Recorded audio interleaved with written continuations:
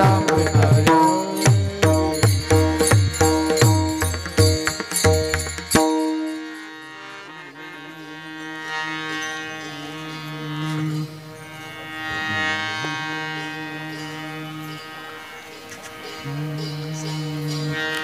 रूप पाहता लोचनी सुख झाले वो साजणी तो हा विठ्ठल परवा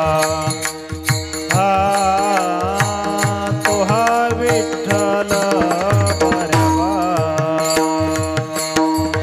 रूप पाहता लोचनी सुख झाले वो साजणी तो हा विठ्ठल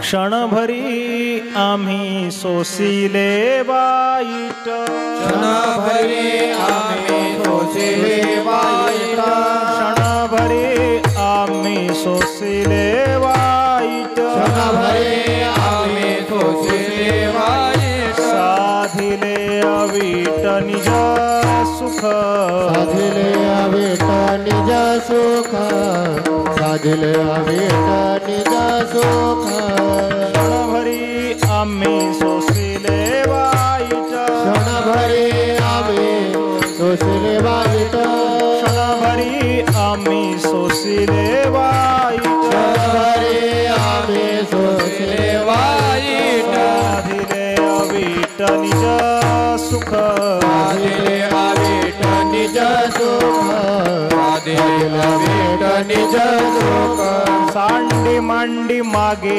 केल्या भरोवरी सांडी मांडी मागे केल्या बरोबरी सांडी मांडी मागे केल्या भरोवरी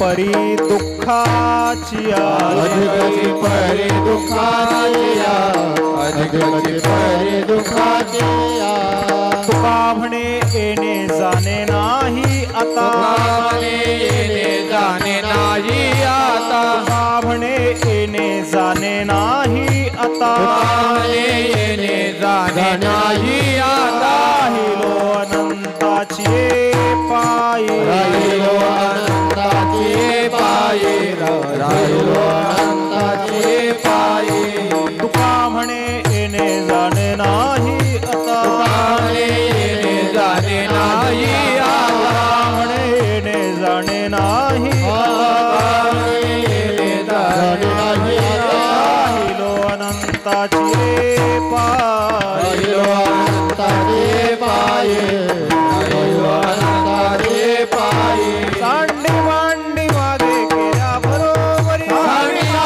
मागे केल्या भरभरी मांडी मागे केल्या बरोबरी मागे केल्या भरभरी अधिकची परी दुःखाची अधिकची परी दुःखाची अधिकची परी दुःखाची मुबारक हुआ मुबारक हुआ जय जय मुबारक हुआई मुबारक हुआई मुबारक हुआई मुबारक हुआई मुबारक हुआई मुबारक हुआई मुबारक हुआई मुबारक हुआई मुबारक हुआई मुबारक हुआई मुबारक हुआई मुबारक हुआई मुबारक हुआई मुबारक हुआई मुबारक हुआई मुबारक हुआई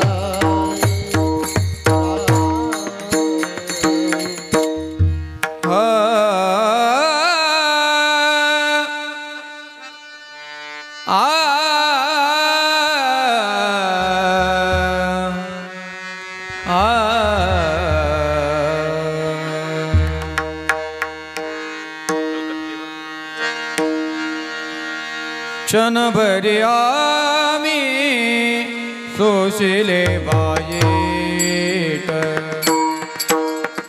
क्षणभरी आम्ही सोशिले वाईट क्षणभरी आम्ही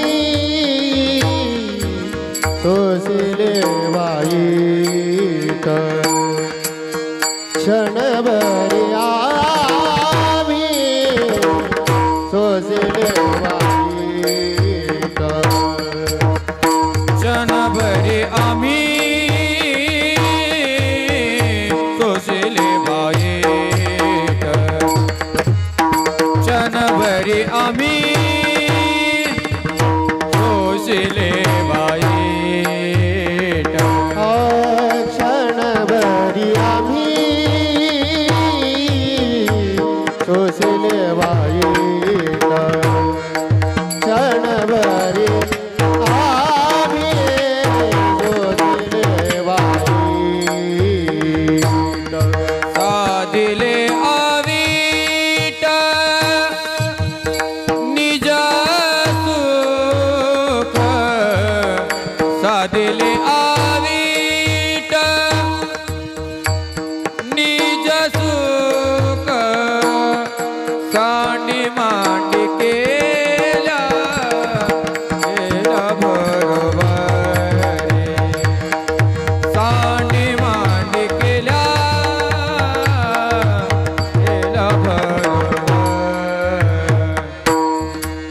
साधिले अवीट निज सुख साधिले अवीट निज सुख सांडी मांडी केला मागे बरोबरी सांडी मांडी केल्या बरोबरी अधिकची परी दुःखाची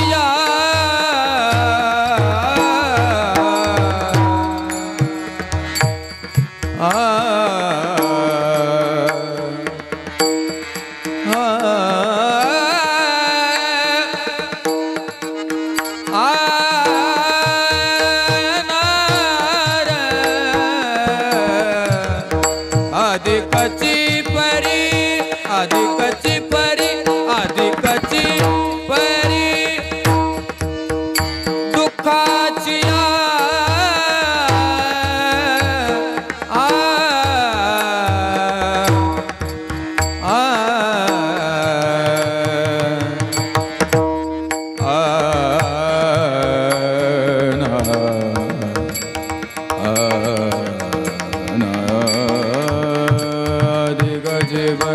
अधिकची परी अधिकची परी दुःखाची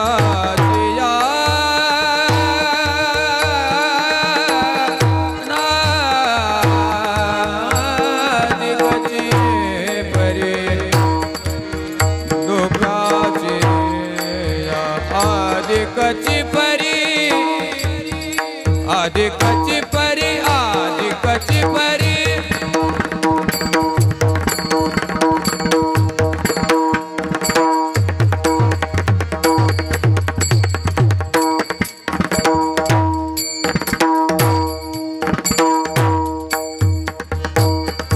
अधिकची परी दुःखाची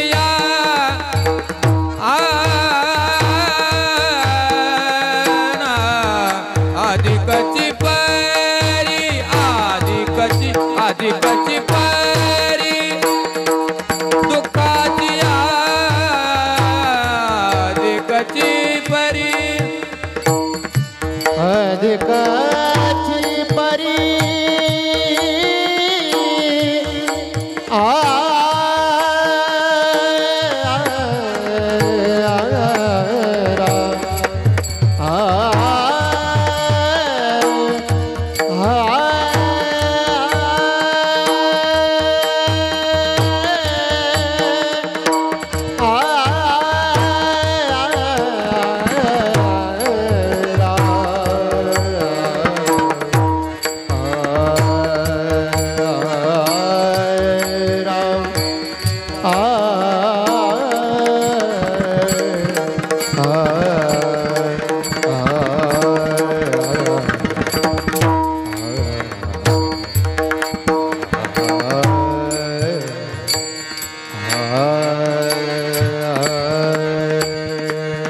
अधिकची परी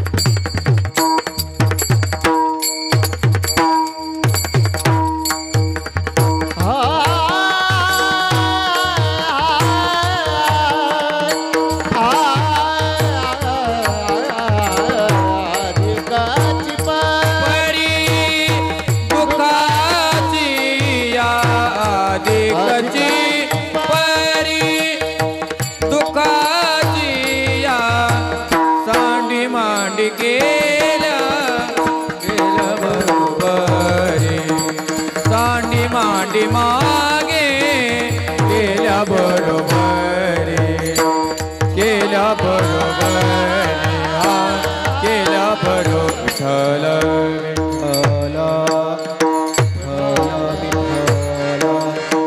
विठ्ठल विठ्ठल विठ्ठल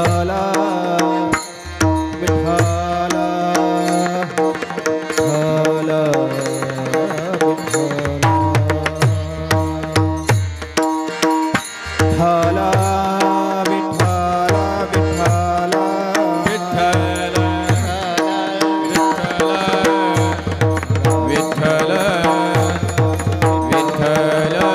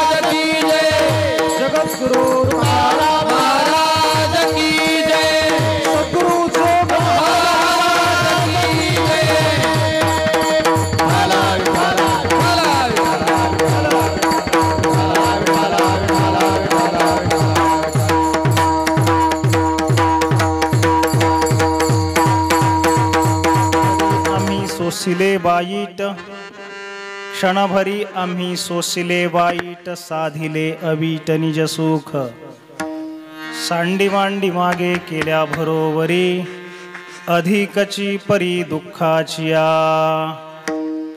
तुका म्हणे येणे जाणे नाही आता, तुका म्हणे येणे जाणे नाही आता, राहिलो अनंताची पायी, सांडी मांडी मागे केल्या भरोवरी, अधिकची परी दुःखाचिया.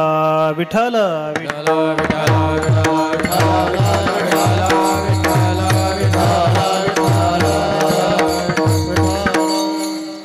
क्षणभरी आम्ही सोसिले वाईट, साधिले अवीट निज सुख, सांडी मांडी मागे केल्या भरोवरी, अधिकची परी दुःखाचिया.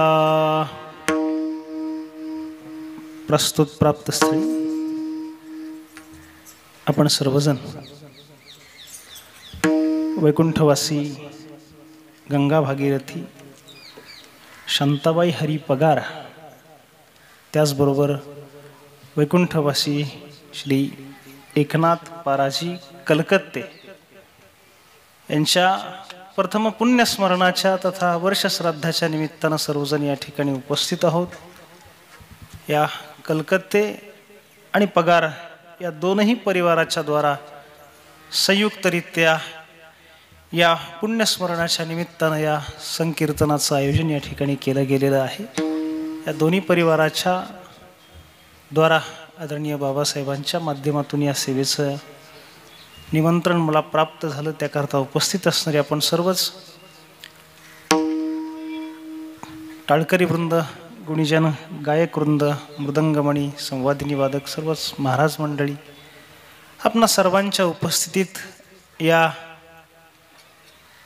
दोनही विभूतींच्या पवित्र स्मृतींना विनम्र अभिवादन करून ही सेवा भगवंताच्या चरणी सुपूर्द करण्याकरिता सेवेकरिता निवडलेला जो अभंग आहे तो जगद्गुरु श्री तुकोबाराय महाराजांच्या अभंग गाथेत विराण्या नावाचं एक प्रकरण आहे. त्याच्यात असणारा हा एक 3 चरणाचा अभंग असून आपल्या जीवनामध्ये जेव्हा पुरुषार्थाची प्राप्ती झाली पण तिथपर्यंतच्या आपल्या प्रवासाचा परिहार तुकोबाराय या अभंगाच्या द्वारा आपल्या सर्वांच्या पुढे ठेवतात. विठ्ठल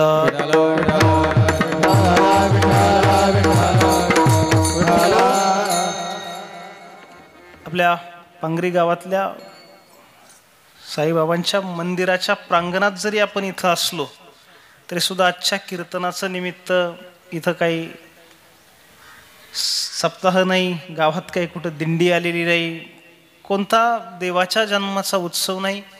ज्या कारणासाठी आपण जमलो ते आत्ता मी उद्धृतही केलं, आपण सर्वजण जाणता आहात. काय एका नैमित्तिक कार्यक्रमाकरिता समारंभाकरिता म्हणून आपण या ठिकाणी उपस्थित आहोत. या दोनही परिवारांच्या स्नेहबंधात किंवा त्यांचे अपतेष्ट असणारी आपण काही सगळी मंडळी या ठिकाणी उपस्थित आहात. काय ज्या देशामध्ये आपला जन्म झाला त्या आपल्या भारत देशाची जी संस्कृती आहे आणि या भारतीय संस्कृतीनं जगाला जे तत्वज्ञान दिलं त्याला आपण भारतीय तत्वज्ञान असं म्हणतो. या भारतीय तत्वज्ञानाकडे जर पाहायचं झालं स्थूलमानानं, म्हणजे ज्या दृष्टीनं ज्ञानेश्वर महाराज भगवद्गीतेकडे पाहतात, एवं कांडत्रेन रूपिणी श्रुतीचं हे कोडीसवाणी, ज्या काही 3 गोष्टी या भगवद्गीतेमध्ये ज्ञानेश्वर महाराजांना जाणवल्या त्याच 3 बाबी भारतीय तत्वज्ञानानं जगाला दिल्या. कोणत्या ऐका. एक, हे भारतीय तत्वज्ञान जगाला ज्ञानाचा विचार देतं, दुसरा कर्माचा विचार देतं आणि तिसरा उपासनेचा. विठ्ठल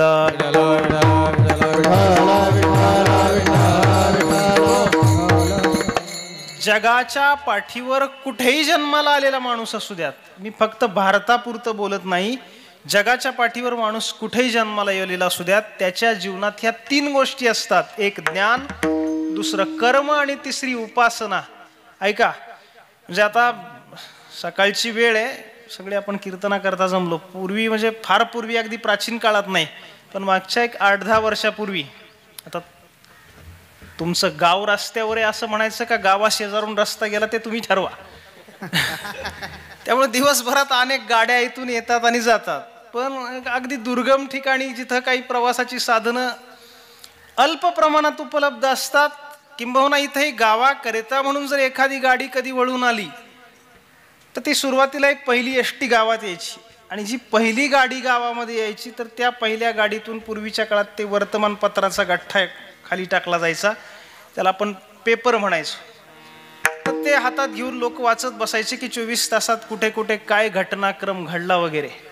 आता वर्तमानपत्र हातात घेणं, वाचणं, गावात एसटी येणं हे जवळपास आता कालबाह्य झालं, इतिहास जमा झालं. आता काय आपल्या प्रत्येकाच्या अनुभवाचा एक विचार जर पाहायचा झाला तर जेव्हा झोपेतून माणूस आता जागा होतो, आपल्याकडे मी झोपेतून उठला म्हणत नाही अंथरुणातून, फक्त जागा होतो. झोपेतून जागा झालेला माणूस पहिली गोष्ट काय शोधतो? मी बोलतोय ते समजते ना तुम्हाला? झोपेतून जागा झालेला माणूस हल्ली पहिली गोष्ट काय पाहतो? हा बरोबर आहे, तुम्ही जे उत्तर सगळे देताय मला तेच सांगायचंय. झोपेतून जागा झालेला माणूस डोळे चोळत चोळत रात्री आपल्याला डोळा लागल्यानंतर आपल्यापासून पडलेला मोबाईल कुठे माणूस तो पाहत असतो. का तर तो हातात घेतो आणि नेमका आपल्याला रात्री डोळा लागल्यापासून आता उघडेपर्यंत नेमक्या कुठे कुठे काय काय घटनाक्रम घडला, कोणी काय विधान केलं, त्यांनी अजून माफी मागितली का नाही, कोण मोर्चा घेऊन आलं, कोणावर कोणता आयोग लागला, कोणाची काय जप्ती आहे, ह्या सगळ्या गोष्टी इथं गावात बसून मला कळल्या पाहिजेत. हा अट्टहास कशासाठी आहे? मी ज्या क्षेत्रात आहे किंवा जे मला आवडतं ते सर्व काही जाणून घ्यावं, मला त्यात कुणी अडाणी म्हणू नये. ही जी अंतकरणात असणारी लालसा असते त्या लालसेलाच ज्ञान लालसा असं म्हणायचं. फार तर ज्ञानाचा विषय प्रत्येकाचा वेगळा असेल, यांना ज्याच्यात रुची असेल त्यांना त्यात नसेल, मला ज्याच्यात असेल त्यात यांना नसेल, पण जे काही क्षेत्र आपल्याला आवडतं त्यामध्ये असणाऱ्या सर्व उलथापालथी उलाढाली मला घर बसल्या कळाव्यात. हा विचार कशाचा आहे? हा ज्ञानाचा विचार आहे. प्रत्येकाच्या जीवनात हे ज्ञान आहे. दुसरी गोष्ट आहे ती म्हणजे उपासना. ज्ञानेश्वर महाराजांचं तर वचन असं आहे, माणूस म्हणून जन्माला आलेला प्रत्येक जीव हा कळत नकळतपणे कोणाचा तरी दास असतो, कोणाची तरी उपासना करतो, कुठेतरी त्याची श्रद्धा असते, कोणासाठी तरी तो हात जोडत असतो, कोणासाठी तरी त्याच्या डोळ्यात पाणी येतच. माऊलींची भाषा आहे का, देखे मनुष्य जात सकळ हे स्वभावता भजनशीळ. सर्व मनुष्य मात्र कसेत? स्वभावता भजनशीळ आहेत. जाणीवेत तो देवाला मानत नसेल, देशाला मानत नसेल, धर्माला मानत नसेल, पण तुकोबराय सांगतात सरटे शेवटी नेनिवेत का होईना माणूस आपल्या किमान पक्षी संसाराचा तरी दास असेल आणि त्याची तो उपासना करत असेल. विठ्ठल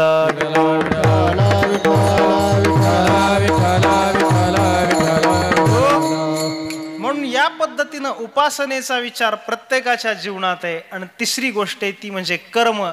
या कर्माचा विचार करायचा झाला तर माऊलींचंच वचन असं आहे, जोपर्यंत या कुडीमध्ये प्राण आहेत, यात रक्ताचा शेवटचा थेंब असेपर्यंत कोणत्याही क्षणाला हे शरीर कर्म टाकू शकत नाही. गंमत फक्त हल्ली आपल्याकडे अशी झाली आहे का, त्यात मी पण आलो, माझ्यासह आपण सगळे, आपल्याकडे एक पद्धत निघाली आहे. दोन माणसं भेटली की त्यांचा एक प्रश्न ठरलेला आहे आणि त्याचं उत्तर सुद्धा ठरलेलं आहे. प्रश्न काय? दोघं जण समोरासमोर येतात, नमस्कार होतो आणि एक दुसऱ्याला विचारतो काय चाललंय. काय चाललंय या प्रश्नाचं उत्तर कितीही धांदल त्याची उडालेली असू द्यात तरी तो सांगतो काही नाही, निवांत आहे. खरंच निवांत असतो? ऐका, तशा अर्थानं नाही, पण जरी माणूस निवांत असला आणि त्याला म्हणायचं असतं मी आता काही करत नाही, तुम्ही सगळे जागेत, सकाळचं कीर्तन आहे त्यामुळे झोपण्याचा तत्वता अधिकार नाही. आणि श्रोते चांगलेत, मी एकदा येऊन गेले तुमच्याकडे त्यामुळे माहिती आहे मला. वाक्यातला बारकावा लक्षात घ्या, मी काही करत नाही हे सुद्धा काहीतरी करणंच असतं. विठ्ठल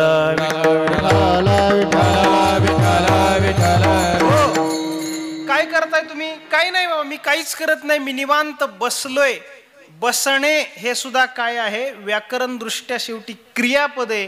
मग तुम्ही जागृतीत असा, स्वप्नामध्ये असवा अथवा सुषुप्तीमध्ये म्हणजे गाढ निद्रेत असा, या शरीराला कर्म टाकून जाऊ शकत नाही. ज्ञानोबराय सांगतात, संगू जबवरी प्रकृतीचा तबवरी त्यागू नघडे कर्माचा, ऐसियाही करू म्हणती तयाचा अग्रहोची उरे.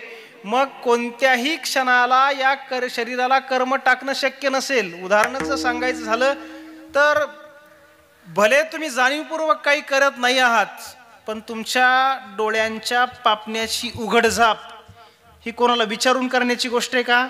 नाही, त्या सतत उघडझाप पापण्यांची चालू आहे. बरं, नागपुड्यांच्या द्वारा श्वासाचं आत येणं बाहेर जाणं यासाठी काय कोणाच्या परवानगीची गरज अजिबात नाही. तुम्हाला वाटतं मी काय करत नाही, मी झोपलो होतो, पण तरी सुद्धा या क्रिया चालू होत्या.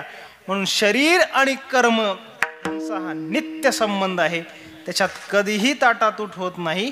आणि म्हणून जर सदोदित प्रत्येक क्षणाला या शरीराचा संबंध कर्माशी असेल, तर माणूस म्हणून जन्माला आलेल्या प्राणीमात्रानं आपल्या जीवनात कुठली कर्म करावीत आणि कुठली कर्म करू नयेत याचा एक विचार कर्मशास्त्रानं आपल्याला दिला. आणि जी कर्म आपल्या जीवनात करू नयेत म्हणून सांगितलं अशा कर्मांच्या विभागाला म्हणायचं निषिद्ध कर्म, आणि जी कर्म करायला सांगितली गेली अशा कर्माला म्हणायचं विहित कर्म. विठ्ठल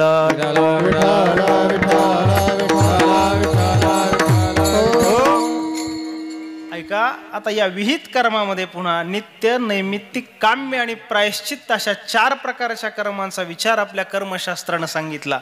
एकेका वाक्यात याची जीवनातली उपयोजिता जर सांगायची झाली तर आपलं अंतकरण शुद्ध व्हावं या हेतूनं जीवनात काही नित्य कर्म असावीत, आपल्या वेगवेगळ्या देवदेवता आणि आपले पितर संतुष्ट व्हावेत यासाठी जीवनात काही नैमित्तिक कर्म असावीत. माणसाचं जीवन जगतोय तर त्या जीवनासाठी काही भोग पाहिजे असतील तर पूर्वीच्या काळात आपल्याकडे यज्ञ याग केले जायचे. आणि हल्ली आपल्याकडे अधूनमधून कुणी जर सत्यनारायणाच्या पूजा करत असेल का, अंतकरणात कुठली तरी इच्छा धारण केली, त्या कामनेनं केलं जातं, म्हणून त्याला काम्य कर्म म्हणायचं. आणि कळत नकळतपणे जीवन जगताना जीवनात आपल्याकडून काही चुका घडतात, काही दोष होतात, तर त्या पाप क्षालना करता म्हणून प्रायश्चित्त कर्म आहे. विठ्ठल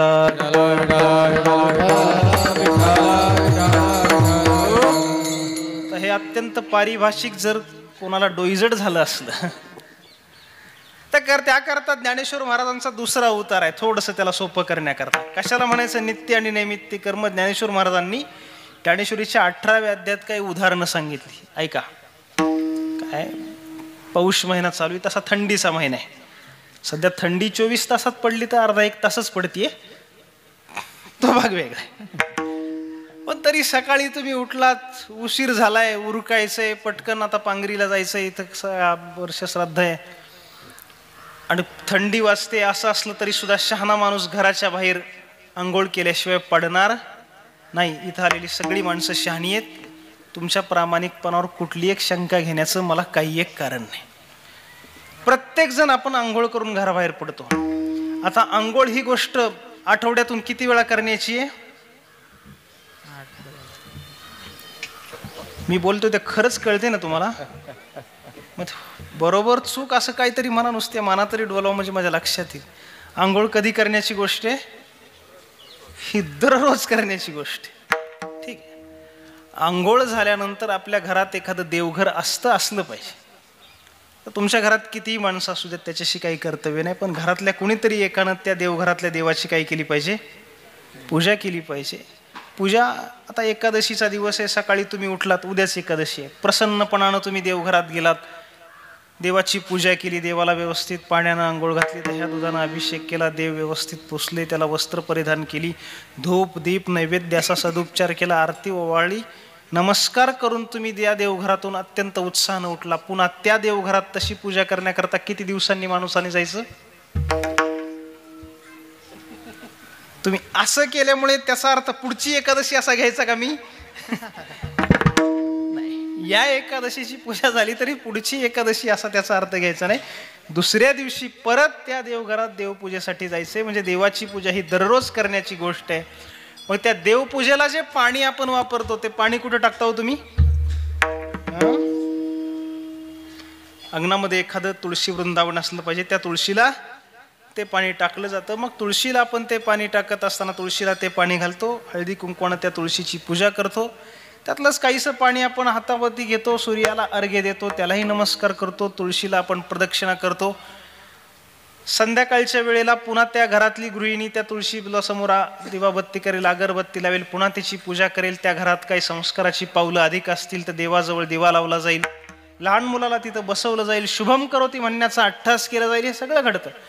आता मला सांगा, ही देवपूजा कधी करण्याची गोष्ट आहे?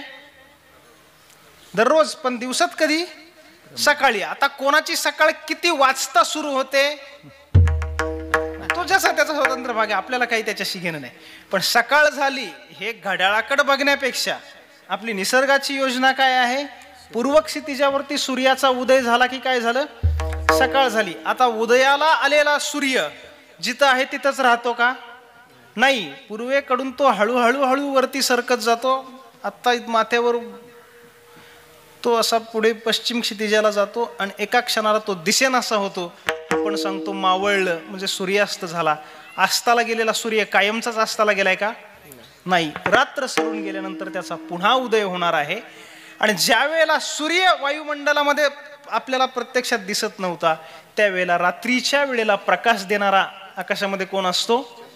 चंद्र असतो. मग चंद्र आणि सूर्य यांचं उदय आणि अस्त ह्या दररोज घडणाऱ्या गोष्टी आहेत.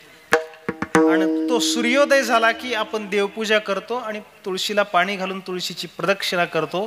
आता मला सांगा, ज्या तुळशीची आपण प्रदक्षिणा करतो त्या तुळशीचं सुद्धा आपल्याकडे लग्न लावलं जातं, बरोबर आहे? वर्षभरात किती वेळा लावायचं असतं ते? एकदाच. आषाढात का श्रावणात? नाही. मग कार्तिकी, तेही महिनाभर असं उत्तर नाही द्यायचं. कार्तिक शुद्ध द्वादशी ते पौर्णिमा तेवढ्यात तुळशीचा विवाह संपन्न करायचा आहे. बरं, ज्या सूर्याचा उदय आणि अस्त त्यावरून आपला सकाळ संध्याकाळ ठरते त्या सूर्याच्याच बरोबरीनं चंद्रही असतो. आता सूर्याचा आणि चंद्राचा उदय अस्त आपल्याकडे दररोज आहे, पण त्याच सूर्याला आणि चंद्राला सुद्धा कधीतरी ग्रहण लागतं, बरोबर आहे? दिवसभरात किती वेळा ग्रहण येतं ते? दिवसभरात येणारी ती गोष्ट नाही. आणि 6च महिन्याला येईल असंही समजू नका. मागच्या 2 महिन्यांच्या पूर्वी 15 दिवसाला आलं होतं ग्रहण. पौर्णिमेला एक, अमावस्येला एक आलं तर 15 दिवसाला येईल, अन्यथा 2-2 वर्ष येणारही नाही. मग आता जी काही उदाहरणं मी तुमच्या पुढे ठेवली त्याचे 2 विभाग करू आपण. ऐका. आंघोळ कधीतरी करायची का? दररोज? दररोज करायची. देवाची पूजा दररोज. तुळशी प्रदक्षिणा दररोज. चंद्राचा उदय दररोज. सूर्याचा उदय दररोज. ह्या रोजच्या गोष्टी याला म्हणायचं नित्य. कधीतरी कोणत्या गोष्टी? तुळशीचा विवाह दररोज आहे का? नाही. तो एकदाच वर्षभरात. चंद्राला आणि सूर्याला ग्रहण दररोज आहे का? नाही. ते कधीतरीच. मग कधीतरी येणाऱ्या गोष्टीला म्हणायचं नैमित्तिक आणि रोज असणाऱ्या गोष्टीला म्हणायचं नित्य.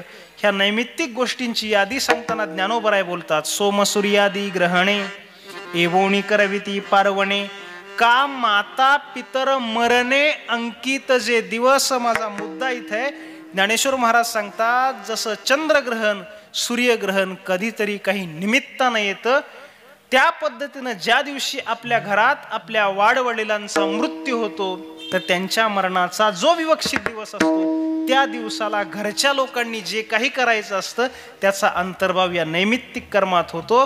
आणि या अनेकविध नैमित्तिक कर्माचाच भाग म्हणून गेलेल्या व्यक्तीला जेव्हा आपल्याकडे 1 वर्ष पूर्ण होत असतं त्यावेळेला त्या पूर्ण वर्ष होत असतानाच्या त्या तिथीला आपल्या आप्तेष्टांना जे पै पाहुण्यांना घरी निमंत्रित करून या वर्ष श्राद्धाचं आयोजन करायचं असतं. हा एक नैमित्तिक कर्माचा भाग आहे आणि त्याची जाणीव या पगार आणि कलकत्ते या दोन्ही परिवारांनी इथं ठेवली गेली. फक्त योगायोगाने एकाच दिवशी गावातल्या घडणाऱ्या 2 गोष्टी घटना असाव्यात. त्याला आज वर्ष पूर्ण होत असताना या ठिकाणी मातोश्री वैकुंठवासी शांताबाई हरी पगार यांच्या पुण्यस्मरणाच्या प्रित्यर्थ त्यांचा पगार परिवार आदरणीय श्री खंडेराव, श्री एकनाथराव, श्री चंद्रभानराव पगार, त्यांच्या राहीबाई, गयाबाई, विमलबाई, मथुराबाई, परिघाबाई आणि पामाबाई या 6 बहिणी आणि त्याच पद्धतीनं वैकुंठवासी श्री एकनाथ पाराजी कलकत्ते यांच्या प्रित्यर्थ त्यांच्या परिवारात श्रीयुत बाबासाहेब एकनाथराव कलकत्ते, सर गंगा भागीरथी भीमाबाई एकनाथ कलकत्ते, वैकुंठवासी बाबांच्या धर्मपत्नी सौभाग्यवती सुमन मोहन भालेराव या बाबांच्या कन्या, या दोन्ही परिवाराच्या द्वारा या ठिकाणी आज या नैमित्तिक कर्माच्या प्रित्यर्थानं एका परिवारानं प्रित्यर्थ असणाऱ्या ह्या कृतज्ञतेची जाणीव ठेवली आणि त्याकरता म्हणून आपण सर्वजण या ठिकाणी उपस्थित आहोत. विठ्ठल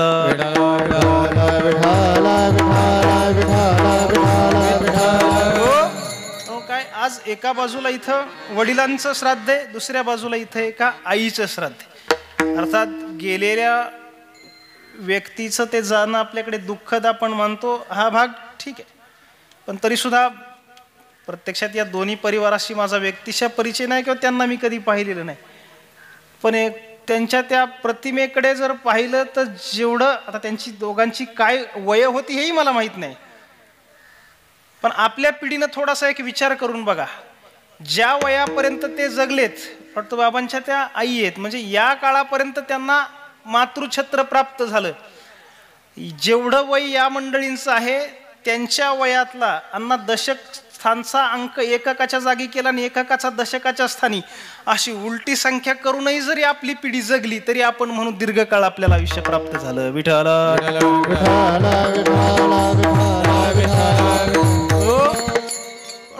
तशा अर्थानं आजच्या धकाधकीच्या काळात पुरेपूर आयुष्य या मंडळींना लाभलं असं म्हणण्याचं मी धाडस आपली सर्वांची क्षमा मागून करतोय.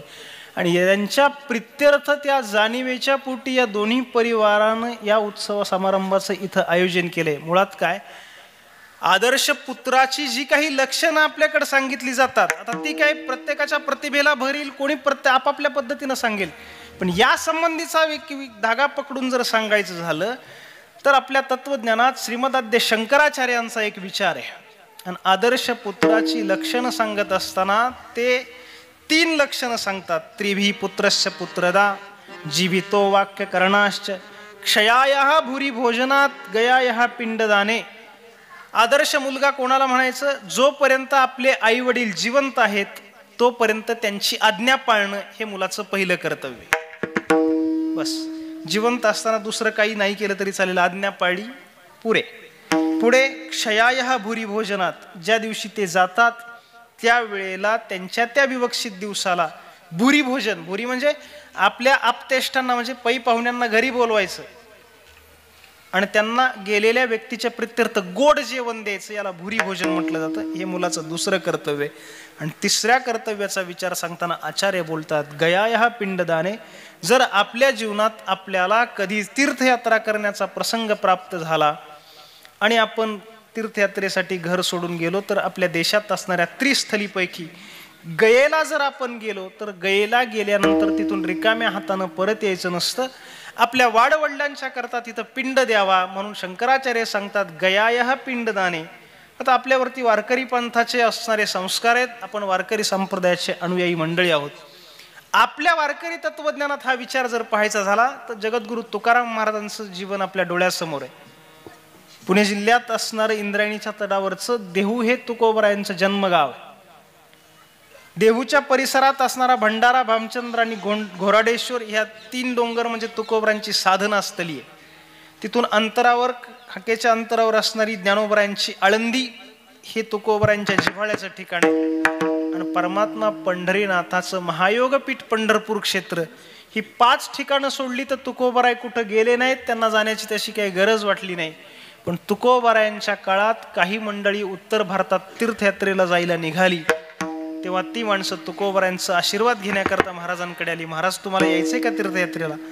महाराजांनी सांगितलं मला नाही यायचं, पण तुम्ही ज्या ज्या ठिकाणी जाल तिथल्या देवदेवतांना मला काही निरोप लिहून द्यायचे. म्हणून तुकाराम महाराजांनी त्या यात्रेकरू मंडळींच्या बरोबर काही पत्र लिहून दिली होती. ती सगळी पत्र आज तुकोबरायांच्या गातेत अभंग रूपानं आपल्याकडे उपलब्ध आहेत. त्यापैकी गयेला जे पत्र लिहून द्यायचं त्या पत्रात ही जाणीव तुकोबराय सुद्धा ठेवतात. पिंड पदावरी, पिंड पदावरी, पिंड पदावरी, पिंड पदावरी.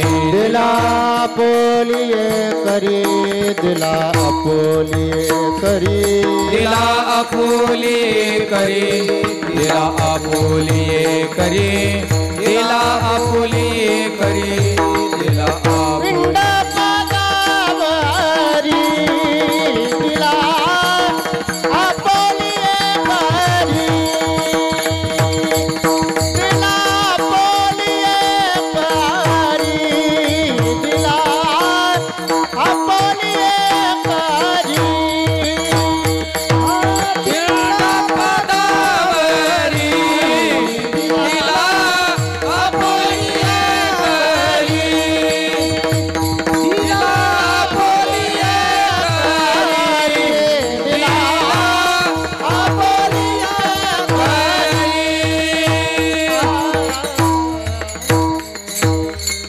पिंड पदावरी दिला आपुलिये करी, माझे झाले गया वर्जन फिटले पितरांचे ऋण.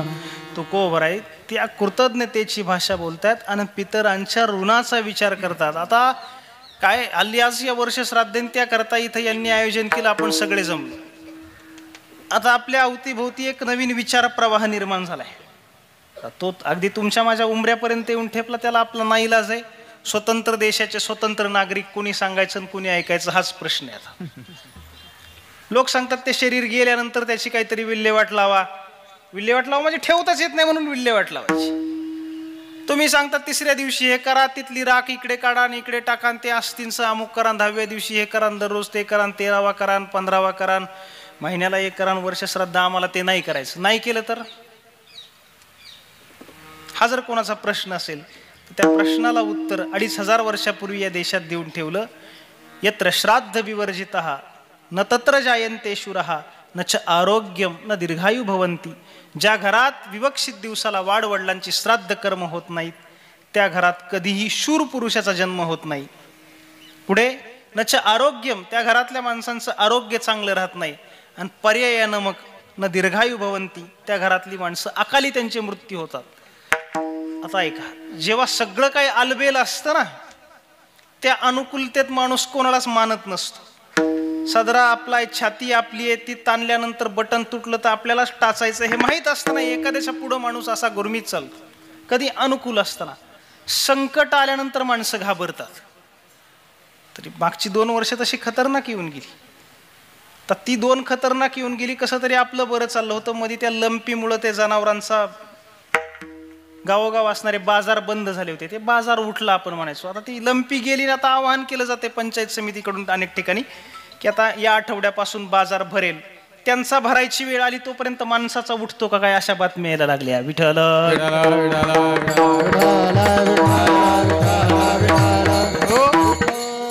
संकट आली की माणसं घाबरतात. म्हणून या 2 वर्षात काय झालं मला माहित नाही, पण एक सांगू का, अनेक जण जे हवेत होते त्यांना जमिनीवर यावं लागलं.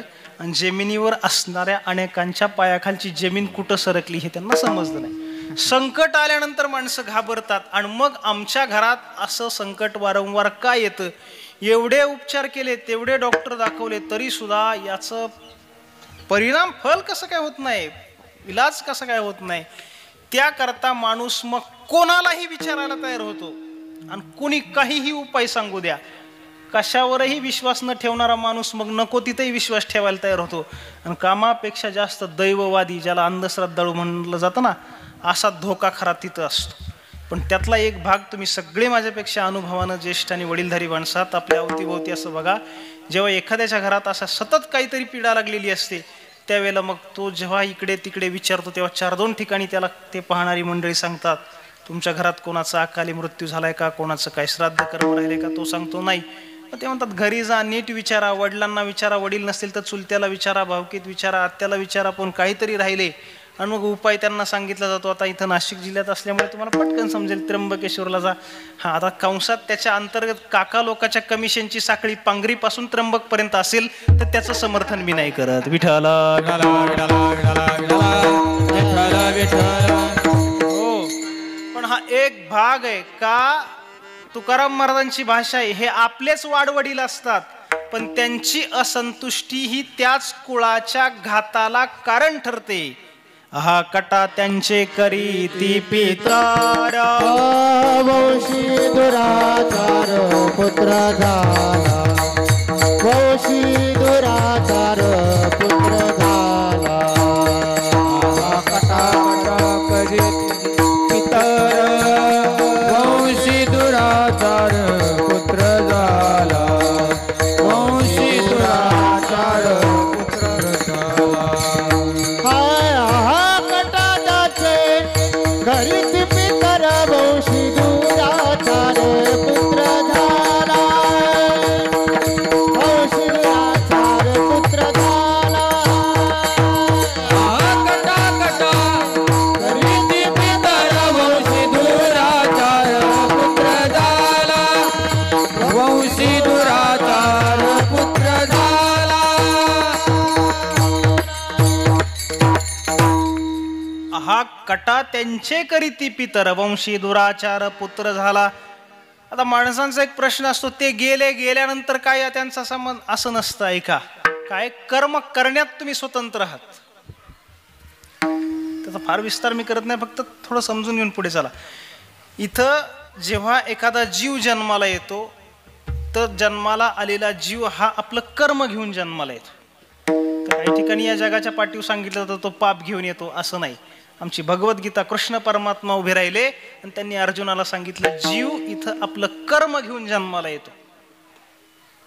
आल्यानंतर त्याच्या जीवनात कर्म आहे, पण ते कर्म करण्यात प्रत्येक जीव स्वतंत्र आहे. एक जीव दुसऱ्या जीवाच्या कर्मात हस्तक्षेप करत नाही. गंमत लक्षात घ्या. तुम्ही आता मला बोलण्यासाठी इथं उभं केलंय, मी बोलतोय, माझं पुढचं वाक्य काय असावं हे तुम्ही कुणी ठरवून चालेल का? नाही. तुम्ही माझ्यासमोर बसलात, तुम्ही किती वेळ माझ्या पुढं बसावं का मध्येच उठून जावं हे मी ठरवून चालेल का? नाही. कारण दोन जीव आहेत, एकमेकाच्या कर्मात आपण हस्तक्षेप करू शकत नाही. यात नवल नाही.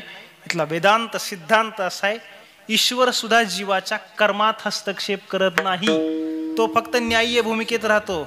ऐका, ते पाठीमाग आपल्याकडे उत्तर भारतात एक शिळा सापडली, ती आता एक सापडायला सुरुवात झाली हल्ली. शिळा म्हणजे एक फार मोठा दगड, त्याच्यावर एक चित्र काढलेलं होतं. त्या चित्राचा नेमका अर्थ काय हे शोधण्याकरता भारतीय पुरातत्व विभागानं ती शिळा जगभर फिरवली इतिहास तज्ञांच्याकडे. नेमकं या देशात हडप्पा मोहनजोदडो सारख्या काही संस्कृती होत्या, तर त्यातल्या काही उत्खननाचे हे अवशेष आहेत का वगैरे. जगभरच्या तज्ञांनी त्याच्यावर अभ्यास केला, पण काहीच त्याचा निर्वाळा लागला नाही. शेवटचा प्रयत्न म्हणून केंद्र सरकारनं ती शिळा काशीतल्या विद्वानांकडे पाठवली. बघा तुम्हाला याचा काय अर्थ लागतो का. त्यावेळेला एका सभागृहात ते सगळे विद्वान मंडळी आली, ते शिळा समोर ठेवली. अवघ्या काही मिनिटात त्याचा निर्वाळा त्यांनी दिला. हे कुठल्याही उपनिषद म्हणजे अवशेष उत्खननाच्या अवशेषाचं ते चित्र नाही, तर भारतीय उपनिषदांमध्ये असणारा एक कर्म सिद्धांत याच्यावर चित्र रूपानं रेखाटलेलं आहे. चित्र काय होतं सांगतो ऐका. ते चित्र होतं एका झाडाचं आणि त्याला फळं लागलेली होती. त्याच्यावर दोन पक्षी बसलेले होते. एक पक्षी त्या झाडाची फळं खात होता आणि दुसरा त्या खाणाराकडे पाहत होता, तो खात नव्हता. त्याचा अर्थ त्यांनी असा सांगितला, ते झाड म्हणजे तो एक संसार वृक्ष आहे, त्याला लागलेली फळं म्हणजे ती कर्माची फळं आहेत. खाणारा जो पक्षी आहे त्याला म्हणायचं जीव आणि पाहणारा जो पक्षी त्याला म्हणायचं ईश्वर. विठ्ठल विठ्ठल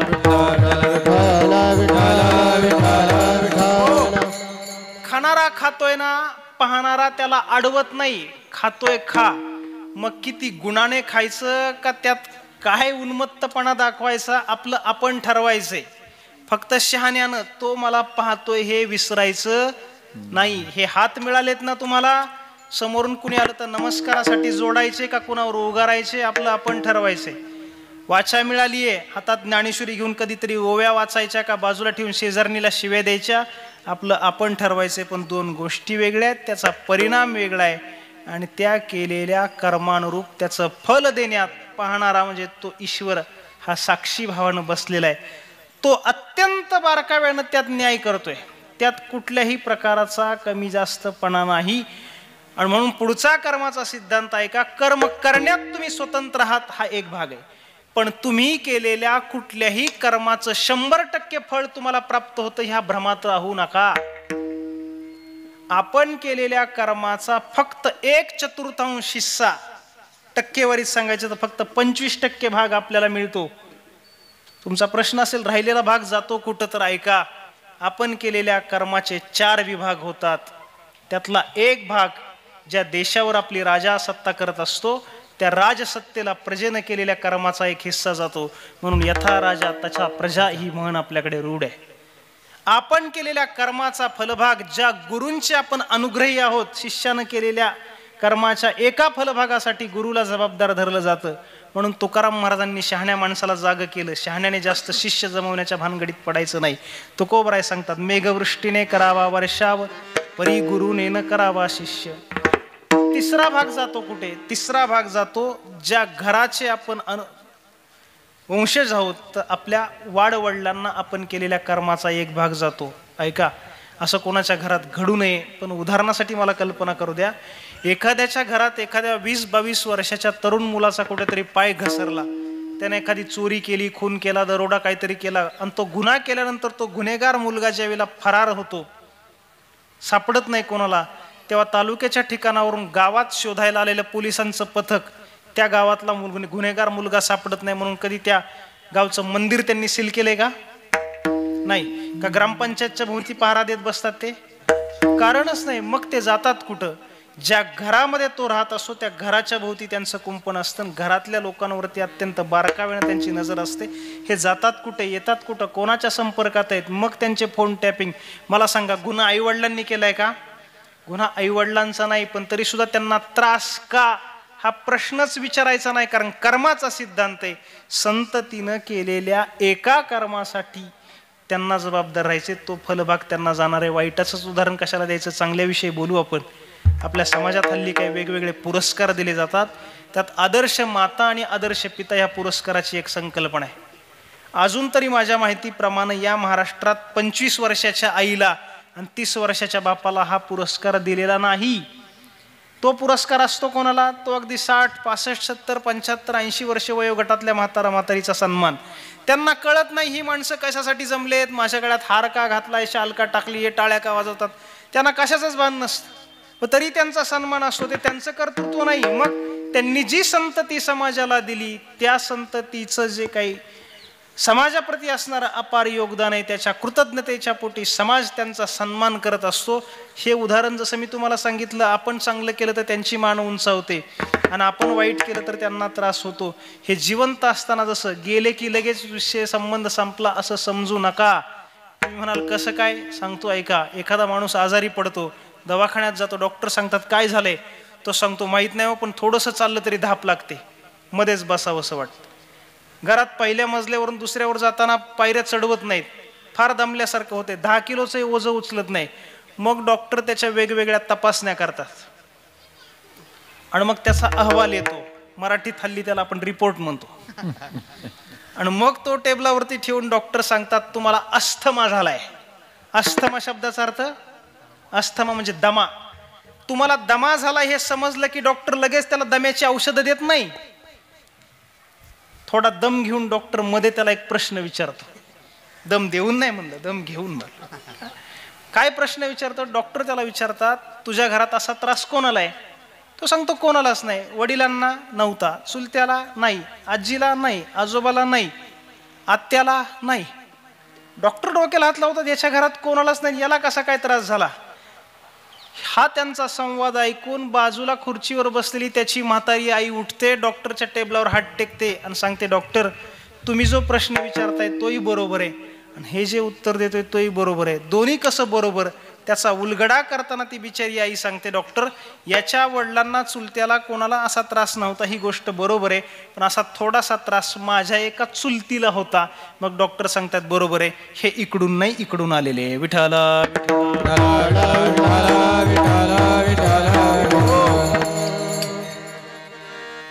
तुमची जर तयारी असेल माझं वाक्य ऐकण्याची तर ऐका. माझाही नाईलाज आहे त्याला. आपले आई वडील गेल्यानंतर त्यांच्या संपत्तीचा जसा हिस्सेदार आपण असतो, आजार सुद्धा आपल्यालाच वाटून घ्यायचे असतात, दुसऱ्याला देण्याची सोय या जगात कधीच नाही. विठाला असा परंपरेनं असलेला आपला संबंध आहे. वैद्यकीय शास्त्र सुद्धा आता त्या निष्कर्षापर्यंत आलं, त्याला आपल्याकडे गुणसूत्र किंवा DNA म्हटलं जातं. एखादा माणूस आहे त्याच्यात काही गुणदोष असतात, ते गुणदोष त्याचे एकट्याचे नसतात बिचाऱ्याचे, त्याचे ते टक्केवारी त्यांनी सांगितली आहे की एखाद्या व्यक्तीचं जे व्यक्तिमत्व आहे त्यातले काही जे गुणदोष आहेत त्यातले 48% गुणदोष त्याचे स्वतःचे आहेत. राहिलेल्या 52% 26% त्याला आईच्या कुळातून आलेले आहेत आणि 26 वडिलांच्या कुळातून आलेले आहेत. हे गुणसूत्रांचं ते गणित. आणि आमचं भारतीय अध्यात्म 42 कुळ्यांची संकल्पना सांगायचं, अर्धे आईकडून आणि अर्धे वडिलांच्याकडून. म्हणून हे गेले तरी लगेच संबंध संपला असं नाही.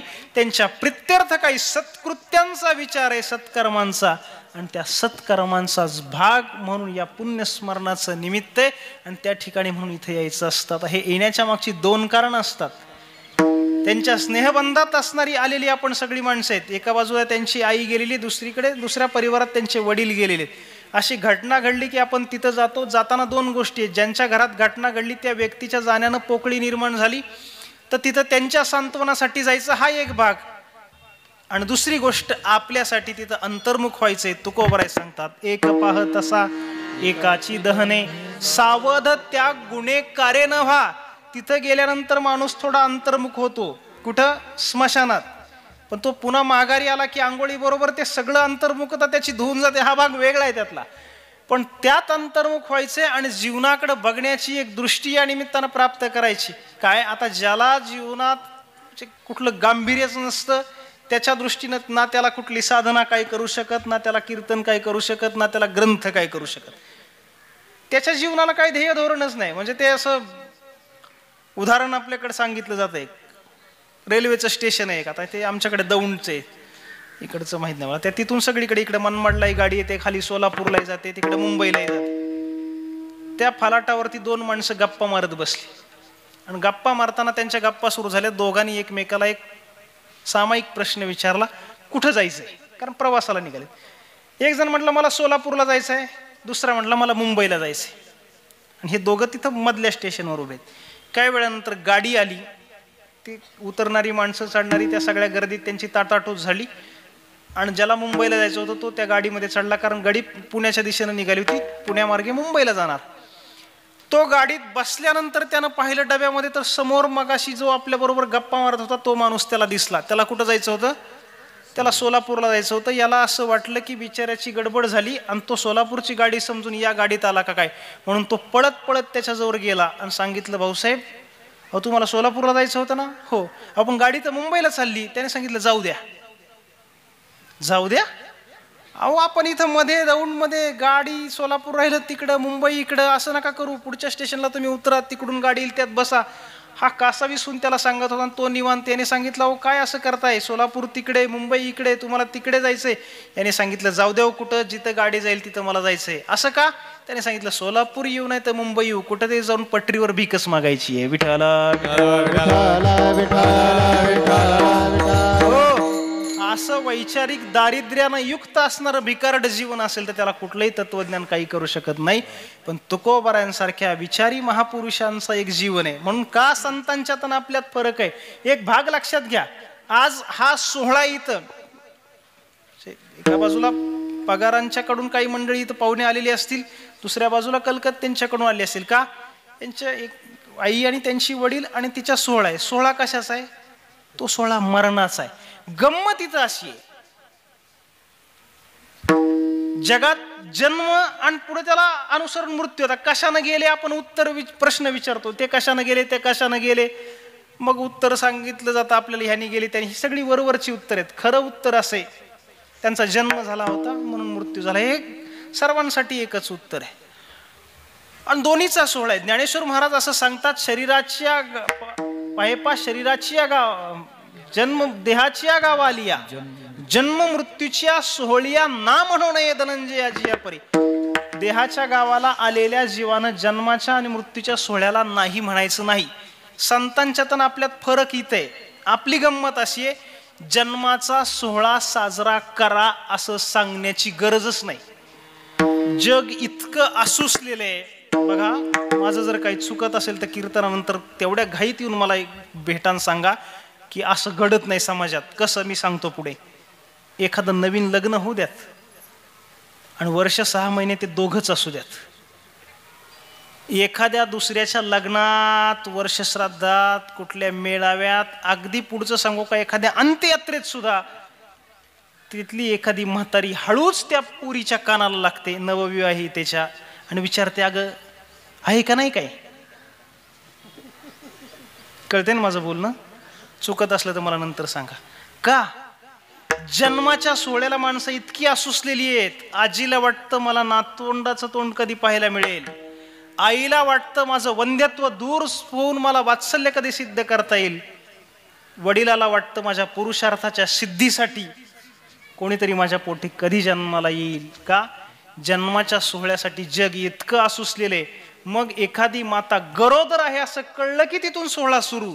मग तिचं ते डोहाळे जेवण काय, ते गर्भधारणा काय, पुढे बाळ जन्माला आलं की ते मिठाई वाटा, पुढे त्याचं ते बारसं करा,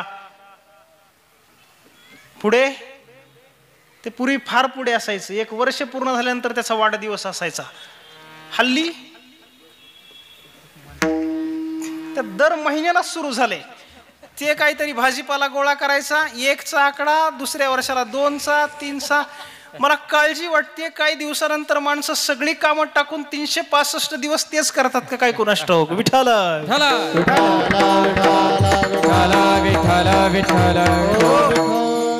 हा जन्माचा सोहळा करा असं सांगावं लागत नाही, पण मरण हा शब्द आला की ज्ञानोबा सांगतात ते शब्द ऐकत नाहीत. अगा मरहा बोल न सहाती आणि मेलियावरी रडती. मर हा शब्द सहन करत नाहीत. कोणाचा मृत्यू झाला तर माणसं रडतात, पण संतांच्यात आपल्यात फरक इथे. तुकोबराय सांगतात आमच्या जन्माचा सोहळा झाला का नाही माहित नाही, पण मरणाचा सोहळा हा झाला सोहळा अनुपम्य, तो हा झाला सोहळा अनुपम्य, तो या झाला सोहळा अनुपम्य, तो या झाला सोहळा. आपुले मरण पाहिले म्या डोळा, तो हा झाला सोहळा अनुपम्य, ओ तो हा झाला सोहळा अनुपम्य. आपुले मरण पाहिले डोळा, आपुले मरण पाहिले डोळा, तो झाला सोहळा अनुपम्य, तो झाला सोहळा अनुपम्य.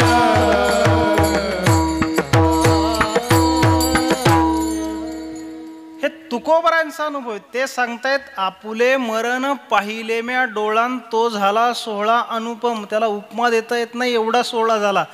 पण हा सोहळा पर्यंतचा प्रवास कसा होता, जीवनाकडे पाहण्याची दृष्टी त्यांची विचाराची आहे. आणि म्हणून जीवन हे वाटतं तेवढं त्यांना सोपं वाटत नाही. त्यांनी सांगितलं जगात आल्यानंतर इथं जीवनाकडे पाहिलं, कुठून आलो तेच कळेना, चालिलो किती ते न कळे, दुःखे आरंबळे भुके तहान. हे तुमचं माझं प्रतिनिधित्व महाराज करतायत. पुढे जायचंय कुठे, आणि या करता म्हणून इथं अंतर्मुख झालो. आणि मग या विचारात गेल्यानंतर भक्ती साधनेत प्रवृत्त झालो. आणि इथं साधनेत प्रवृत्त झाल्यानंतर साध्यापर्यंत जाणं ही वाटते तेवढी सोपी गोष्ट नव्हती. तुकोबराय सांगतात एक प्रकारे जणू एखादा योद्धा रणांगणात लढायला निघावा तसा प्रसंग आमच्या जीवनात होता. रात्री दिवस आम्हा युद्धाचा प्रसंग, अंतर्बाह्य जग आणि मन कसं काही लढायला निघावं अशा पद्धतीचा हा विचार आहे. आणि ही लढाई आम्हाला जिंकायची होती, तर खऱ्या अर्थानं आम्ही शूर आहोत हे शूरत्व सिद्ध करायचं होतं. जिंकावा संसार येणे नावे तरी शूर. पण यासाठी काय, अंतकरणात योद्ध्याच्या फार मोठं धैर्य असावं लागतं. ते धैर्य तुकोबरायांनी देवाला मागितलं. तुकोबराय धैर्य मागताना त्या साधकाच्या जीवनातल्या धैर्याला अनुलक्षून तत्सादृश्य दुसऱ्या धीरत्वाचं उदाहरण दिलं तुकोबरांनी रणांगणातल्या शूराचंच. आणि तुकोबराय देवाला हात जोडून प्रार्थना करतात, देवा रणी निघता शूर न पाहे माघारे, ऐशा मज धीरे राखे. आता रणांगणात लढायला निघालेला शूर जसा मागे वळून पाहत नाही, तेवढं धैर्य तू माझ्या जीवनात दे. आणि इथून जर आता माघारी फिरत असेल तर त्यात तू माझी लाज राख. एवढं धैर्य देवानंही तुकोबरायांना दिलं. तेवढा धीर तुकोबरायांनी धरला आणि आपल्या विवक्षित साध्यापर्यंत तुकोबराय जाऊन प्राप्त झाले. आणि मग एक प्रकारे ही जीवनाचीच लढाई आम्ही जिंकली. हा पुरुषार्थ आमच्या जीवनात प्राप्त झाला. म्हणून तर मरणाला सोहळा म्हणणं एवढ्या अवस्थेपर्यंत आम्ही प्राप्त झालो. आणि तो सोहळा आमच्या डोळ्यानं आम्ही पाहिला. ही अलौकिक अवस्था प्राप्त झाली. पण इथपर्यंत येणं हे काही साधं सोपं काम नव्हतं, बोलण्यासारखं काम नाही. एक क्षण आमच्या जीवनात असं काही वाईट आम्हाला सोसावं लागलं आणि म्हणून आता आम्हाला चांगलं प्राप्त झालं. हा आपला परिहार तुकोबराय अनुवादाच्या रूपाने क्षणभरी आम्ही सोसिले वाईट,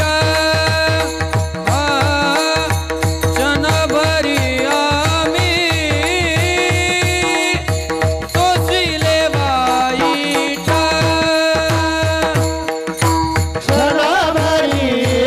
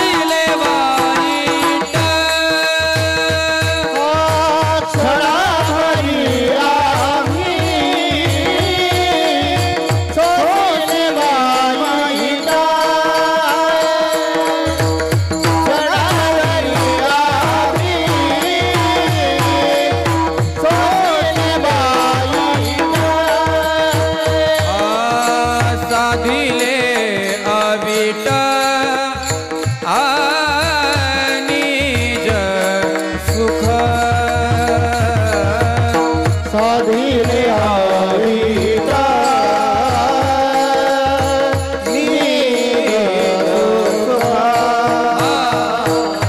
साधिले अविट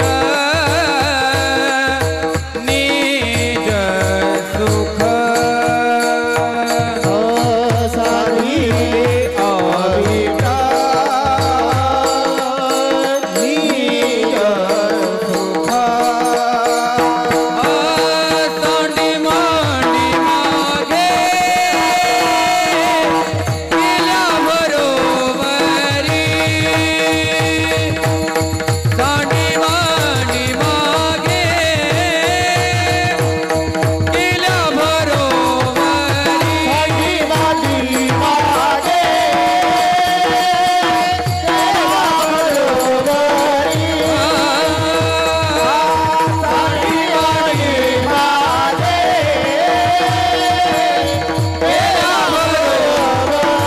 केला बरोबरी केल्या बरोबरी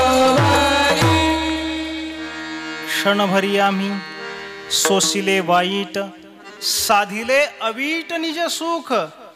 आज निज सुख प्राप्त झालं, पण इथपर्यंत येत असताना तुकोबराय सांगतात काय सांगावं. एक क्षण आमच्या जीवनात आम्ही फार वाईट सोसलं. क्षणभर वाईट सोसलं म्हणजे क्षणभरच सोसलं असा त्याचा अर्थ आहे का? असा त्याचा अर्थ नाही. एक गंमत आहे बघा, दुःखामध्ये क्षण सुद्धा युगासारखा वाटतो आणि सुखामध्ये असणारा म्हणजे घटका जरी असल्या कैक तरी सुद्धा त्या किती वाटतात, त्या क्षणा एवढ्याच वाटतं. आवडीची गोष्ट असू द्यात आणि मग ती संपली की असं वाटतं अरे कसं काय इतका वेळ झाला, भानच राहील ना, क्षणातच संपलं असं वाटायला लागलं. म्हणून ते उदाहरण जर याला सांगायचं झालं तर ते जेव्हा कृष्ण परमात्म्यानं गोकुळातल्या त्या गोपिकांच्या करता रासलीलेचा आनंद दिला, तर त्यावेळेला त्या रासलीलेची जी रात्र होती असं सांगतात ती ब्रह्मदेवाच्या 6 महिन्या इतकी तिचा काळ होता. पण ते रासमंडळ परिसमाप्त झालं त्यावेळेला त्या गोपी म्हणायला लागल्या क्षणभरच आम्हाला हा आनंद दिला. तर ब्रह्मदेवाचे 6 महिने तिथं सुखात कसे वाटले, क्षणभर वाटायला लागले. आणि क्षणही नंतर कसा युगासारखा वाटतो हे मला वाटतं आता ते तसं होऊ नये परत. पण त्या पुन्हा बातम्या यायला लागल्या, समोर रस्ता दिसतोय, बाहेर सगळं पटांगण दिसतंय, पण तरी सुद्धा बाहेर निघलं तर हातात काठ्या घेऊन कोणीतरी उभं आहे. त्यावेळेला यात बसायचंय म्हणले ते 21 दिवस, पण पुन्हा ते किती दिवस वाढवतायत. त्यावेळेला एक एक क्षण कसा वाटतो हे ज्याच्या त्याच्या अनुभवाचं आहे. विठ्ठला तसं तुकोबरांनी क्षणभरच वाईट सोसलं का, इथं क्षणभर म्हणतात. क्षणभरच का म्हणतात, आज जे सुख प्राप्त झालं त्या सुखाच्या तुलनेत मागे किती जरी वाईट सोसलं तरी ते आता क्षणा एवढंच वाटायला लागलं. कौतुक वाटे झाली या वेचाचं हे झालं. कारण अगोदरचं सगळं वाईट त्यातून काय झालं, त्यातून वजा झालं. पण क्षणभर नेमकं तुकोबरांनी काय वाईट सोसलं असेल, या तुकोबरांच्या उक्तीचा विचार जर थोडासा उलगडून पाहायचा झाला तर पहा, मी मागाशी बोलून गेलो की हे जीवन त्यांना युद्धासारखं वाटलं. आणि आपल्या युद्धाचं वर्णन तुकोबराय करतात, रात्री दिवसा युद्धाचा प्रसंग. जे दिवसाही युद्ध आहे, रात्री युद्ध आहे. कोणाबरोबर, अंतर्बाह्य, आत युद्ध आहे, बाहेर युद्ध आहे.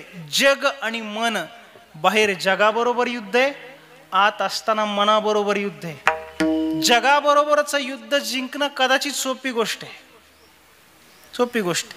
काय, एक तर ते बोलतात त्याच्याकडे दुर्लक्ष करायचं, लोक काय म्हणतील याला, अन्यथा यांच्यापासून दूर जाणं. तुकोबराय सांगतात तुका म्हणे आम्हा एकांताचा वास, तिथं गेलो. पण एकांतात गेल्यानंतर लोकांचा त्रास नसतो, पण एकांतात गेलेल्या माणसाला, आमच्या संस्थेच्या दोरी वैकुंठवासी गुरुवर्य नथुसिंग बाबा राजपूत होऊन गेल्या संस्थेत. नथुसिंग महाराज असं म्हणायचे, लोकांच्या साधनेसाठी विक्षेप होतो म्हणून त्यानं जे गाव सोडलं आणि डोंगरावर जाऊन ध्यानासाठी त्यानं डोळे झाकले, आणि त्या झाकलेल्या डोळ्यापुढे गावातली जत्रा उभी राहिली. विठ्ठला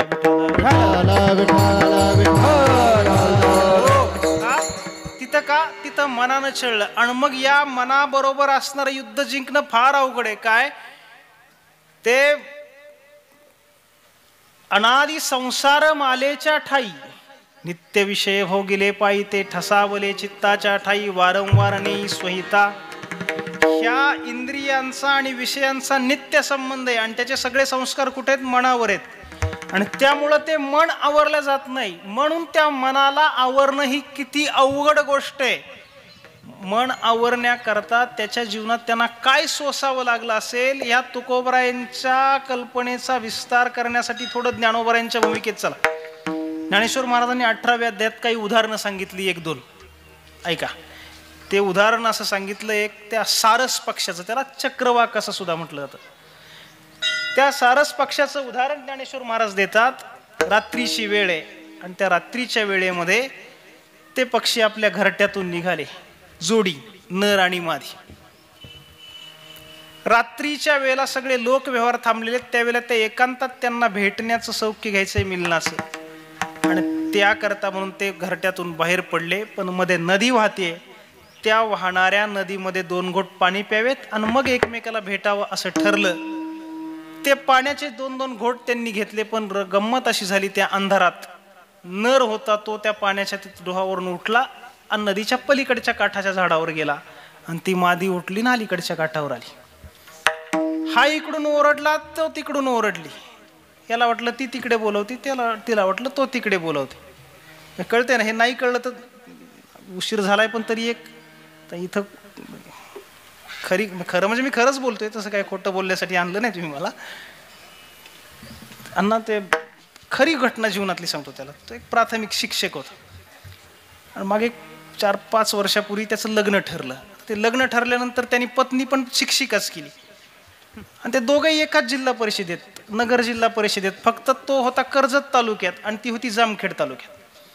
ते लग्न झालं आणि ते 4-2 महिने त्यांनी आपलं 4-2 दिवस तिकडे जाऊन येऊन असं केलं.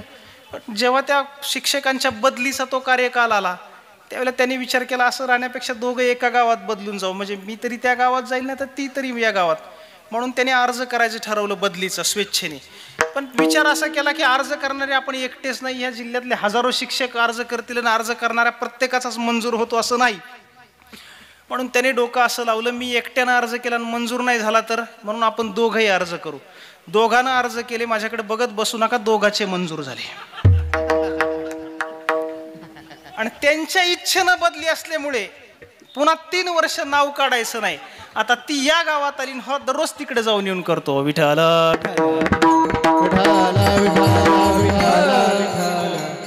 हे असंच उदाहरण ज्ञानोबरायांचे ज्ञानेश्वरीत.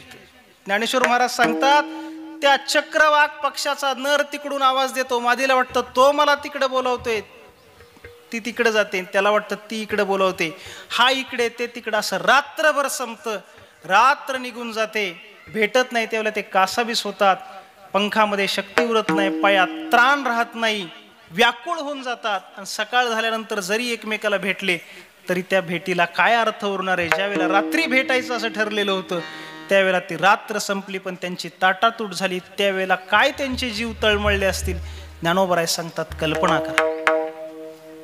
दुसरं उदाहरण ज्ञानेश्वर महाराजांनी दिलं. 4 दिवसाचा उपवासी मनुष्य, घास अन्नाचा खायला मिळाला नाही, रस्त्यानं तिकडून दिसेल तिकडं चालतोय.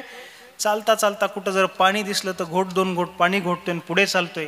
5वा दिवस उजाडला आणि त्यांनी विचार केला, आज काय आपण आता जगत नाही, प्राण जातात की काय. कासावीसून चालतोय, त्यावेळेला रस्त्याच्या कडेनं त्याला एक मंडप दिसला. विचार केला काहीतरी समारंभ दिसतोय, इथं पंगत असेल, म्हणून तिकडं वळाला. डबा धरून जरा वेळ बसला आणि एका क्षणाला पंक्ती बसण्याची लगबग सुरू झाली की तो गेला आणि एका पंक्तीमध्ये बसला. पात्र वाढून आली, वाढणारे वाढवत होते. उशीर झाला तरी सुद्धा 15वा अध्याय विलंबित चाललेला होता. ते सगळं झालं, पदार्थ वाढून आलेले आहेत. यजमानानं संकल्प सोडला, पुंडलिक वरधारी झालं. त्या पात्रावर असणाऱ्या त्या भातामध्ये त्यानं वरणाचा दुरण ओतला, वरण भात असं कालवलं आणि ते कालवलेल्या वरण भाताचा घास त्यानं असा घेतला. आज 5वा दिवस उजाडलाय तेव्हा त्याची आणि या अन्नाची भेट झालेली आहे. हा घास ओठातून आता पोटात ढकलायचा, तेवढ्यात ओठाजवळ गेलेल्या त्या हाताला त्या पंक्तीत फिरणाऱ्या एका निर्दयी माणसाच्या अंतःकरणानं त्याचं मनगट धरलं आणि विचारलं, कोण आहेस, कशा करता आला. ओळख पाळख पटली नाही. पुढं बोलण्याकरता त्याला संधी मिळाली नाही, त्याला त्या पात्रावरून तिथून हाकलून देण्यात आलं. असं करू नये बरं का कुठं, पण तिथं झालं. आता ज्ञानेश्वर महाराज सांगतात, इतक्या व्याकुळ झालेल्या माणसाला आता घास नुसता फक्त गोठातून आत ढकलायचा होता, तिथून हकललं असताना त्याला काय वेदना झाल्या असतील. माऊली सांगतात थोडासा विचार करा. तिसरं उदाहरण ज्ञानेश्वर महाराज देतात.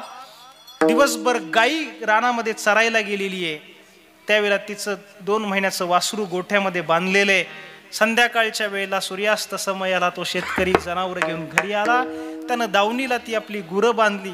त्याला चहा प्यायचा होता, पण चहा करण्याकरता घरात दूध शिल्लक नव्हतं. मालकिनीनं सांगितलं मी चहा टाकते तोपर्यंत तुम्ही धार काढा. त्यानं ते पाण्याचं भांडं घेतलं, धार काढायला गेला. पण ऐका, त्याची ती गाई आहे, ती जर्सी नाही, ती देशी गाई आहे, आपली भारतीय गाई. ती काय पाण्याचे 2 सडे टाकले की लगेच ती पाना सोडणारी नाही. मग तिनं पाना सोडण्यासाठी त्याने वासरू सोडलं. ते वासरू त्या गाईजवळ गेलं. दिवसभर आई माई लेकराची ताटातुटे भेटलं. त्या आईनं प्रेमानं त्या वासराला असं थोडंसं 2 वेळा चाटलं. ते वासरू आईच्या कासेपर्यंत गेलं. त्या वासराची जीभ फक्त आईच्या सडाला स्पर्श झाला, टेकली. त्याला दूध पिता आलं नाही. तेवढ्यात तिनं पाना सोडला आणि तितक्यात त्याचं दावं मागं खेचण्यात आलं. आपल्याच आईचं दूध पाना फुटलेलं असताना जीभ तिथं जाऊ नये त्याला मिळालं नाही. काय वेदना त्या वासराला होत असतील. ज्ञानेश्वर महाराज सांगतात, कल्पना करा. पुढचं उदाहरण ज्ञानेश्वर महाराजांनी दिलं एका आईचं, पण किती वर्षाच्या. ऐका, 25शीत तिचं लग्न झालं.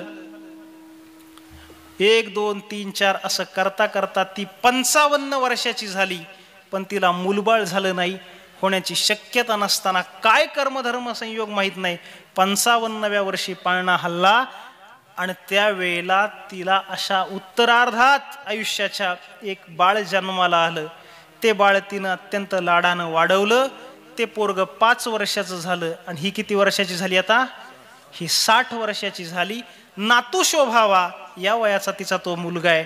कुठल्या तरी आजाराचा फेरा आला आणि त्या प्रादुर्भावात त्या आजाराची लागण त्या मुलाला झाली. उपचारांची पराकाष्ठा केली पण यश आलं नाही.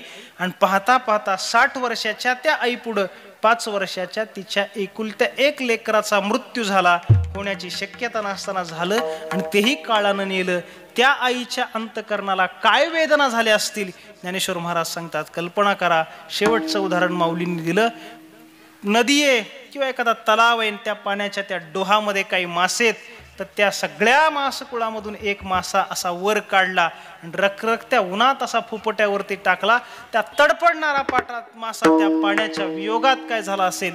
कल्पना करा. ही सगळी उदाहरणं ज्ञानोबरायांनी सांगितलेली आहेत. का सारसाही बिघडता होय ओहा उणी वत्स काढिता ना तरी भनंगद वडिता भानयावरोणी पै माये पुडोणी बाळक काळे नेताजे एक होय का बुदक तुटता मीना. ह्या सगळ्यांना जेवढं सोसावं लागतं तेवढंच अनादिकालापासून या इंद्रियांना विषय उपभोगाच्या असणाऱ्या संस्कारात त्या विषयांपासून इंद्रिय आवरण्याकरता मनाला ताब्यात ठेवण्यासाठी कष्ट तेवढे होतात. तैसे विषयांचे घर इंद्रिया संडिता थोर युगांत होय ते वीर विराग साहती.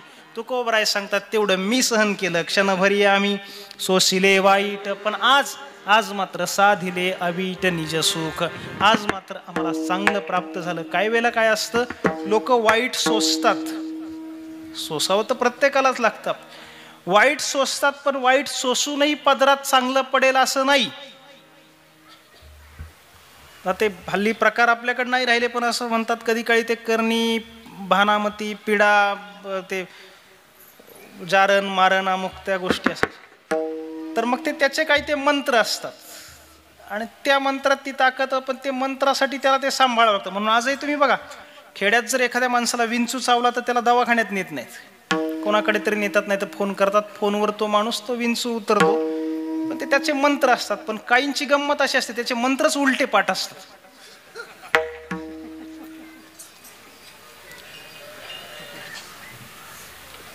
ते तशी गंमत असते. ह्या वेगवेगळ्या गोष्टी. तर त्याच्यात ते काय, ते जेव्हा ग्रहण असतं ना आपल्याकडे, त्या ग्रहणात आता गावात समजायचं नाही, पण एखाद्या तीर्थात ते जेव्हा नवीन आळंदीला आलो मी, ते ग्रहणाच्या दिवशी एका दिवशी पाहिलं, रात्रीच्या वेळेला ग्रहण. त्या इंद्रायणीमध्ये असं त्या बेंबी इतक्या पाण्यामध्ये ते उभं राहिलेली माणसं असतात. आता आपल्याला वाटतं पाण्यात उभं राहणं सोपी गोष्ट आहे का? अवघड आहे. पण ते त्यांचे मंत्र त्यांना उजळायचे असतात.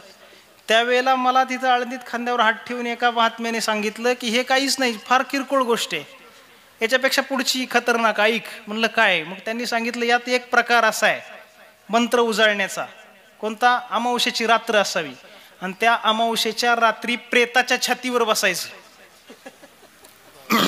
खेळण्यातल्या बाहुलीच्या नाही, प्रेताच्या छातीवर बसायचं आणि मग आपले ते मंत्र उजळायचे. मी सांगितलं तुम्हाला कसं माहिती? त्यांनी सांगितलं हे गावात इकडे तिकडं बेवारस प्रेत कुठं सापडणार आहे?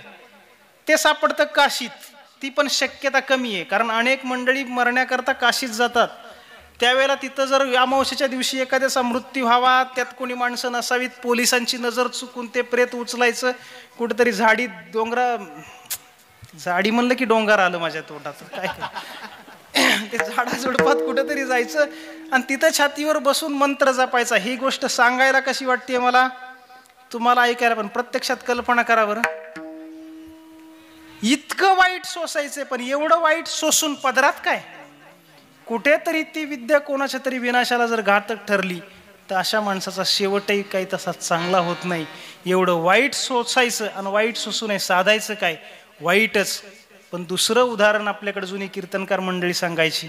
जुना काळ आहे, सकाळची वेळ आहे, काल्याचं कीर्तन झाले आणि हाच पौष महिना किंवा मार्गशीर्ष असावा आणि या काळात पायी प्रवास करत एक वयोवृद्ध वारकरी, हातात नारळ, खिशामध्ये थोड्याशा लाह्या पांदीनं चाललेले आहेत आणि जाताना शेतामध्ये काही पिकं उभी आहेत. आता द्राक्ष बागायतदाराच्या पट्ट्यात मी काय सांगावं, आता मी दुष्काळी भागातून आल्यामुळं मी आपलं आमचं अनुभवाचं उदाहरण सांगेल. त्यात पीक उभं होतं ज्वारीचं आणि ज्वारीच्या पिकाला ह्या काळात ते हुरड्याला आलेलं असतं. आता ते हुरडा खाणं ते सगळं इतिहास जमा झाला, आता काय अवघड आहे. तर त्या काळात पूर्वी शेतकरी ते पाखरं राखायचे. पाखरं राखण्यासाठी तो माळा तयार केला जायचा लाकडाचं, ते असं एक त्याला काय मंच म्हणून आहे, ते व्यासपीठ म्हणू आपण. त्याच्यावर उभं राहायचं आणि गोपनीनं ते दगड त्या पाखरांना मारायचे. एके दिवशी सकाळी एक राजपुत्र रानात गेला. शिवारात त्यानं पाहिला हे सगळी शेतकऱ्याची पोरं गोफणगुंडा. तो घरी गेला आणि वडिलांना त्याने सांगितलं होती सगळी शेतकऱ्याची पोरं गोफणगुंडा खेळतायत. आता ती खेळतात का? पण मोठ्याच्या पोराला कशाचाही खेळ वाटतो, त्याला काय करणार? मग त्याचा हट्ट पुरवायचा असतो, मला इथून तिथपर्यंत चालत जायचंय, तुम्ही माझ्या बरोबर या. हाय तुझा हट्ट तर चाल. ठरलं त्याचा हट्ट पुरा करायचा. मग त्याला माळा, आता त्याचा माळा म्हणजे काय लिंबाची बाबडीची टाकलं नाही, ते चंदनाची लाकडं आणली, व्यवस्थित माळा केला आणि त्याच्यावरती राजपुत्र उभं राहून ते गोफण गुंडा मारणार. पण गोफण कात्याची सुतळीची नाही, ती रेशमाची गोफण आणली आणि दगड हे गारगोटी इकडे तिकडे नाही नाही नाही,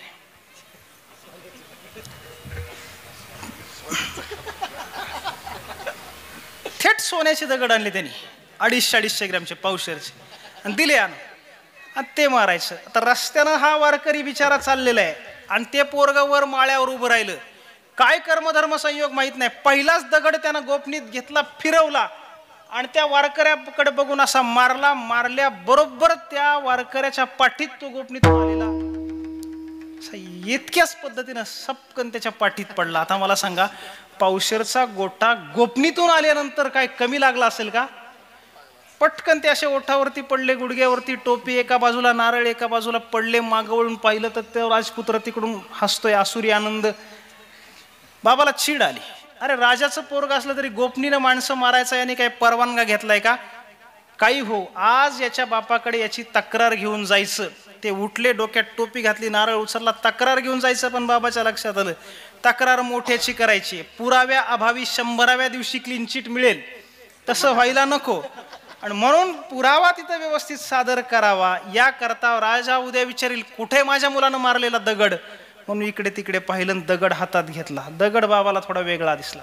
कोपरीच्या त्या खिशातून चष्मा काढला, तो डोळ्यावरती लावला. दुसरा एक दगड घेतला, दगडाला दगड घासला आणि बाबानं विचार केला दगड वेगळा आहे. आणि खात्री पडली की हा दगड असला तसला नाही, हा अस्सल सोन्याचा दगड आहे. मला सांगा, आता बाबा तक्रार करायला जाणार नाही, अजून प्रतीक्षेत होईल, अजून परत एखादा येतो का काय? मला सांगा, गोपनीतून पाठीत पडलेला दगड चांगला आहे का वाईट आहे? वाईट आहे. क्षणभरी आम्ही वाईट, पण हातात आल्यानंतर साधिले या वीट निज. तसं तुकोबराय सांगतात, ही एवढा सगळ्या इंद्रियांनी मनाने त्रास दिला, तेवढं वाईट सोसलं, पण आज जे निजसुख मला प्राप्त झालं त्या सुखाच्या पुढे ते अगदी क्षुल्लक किंवा क्षणभर वाटायला लागलं.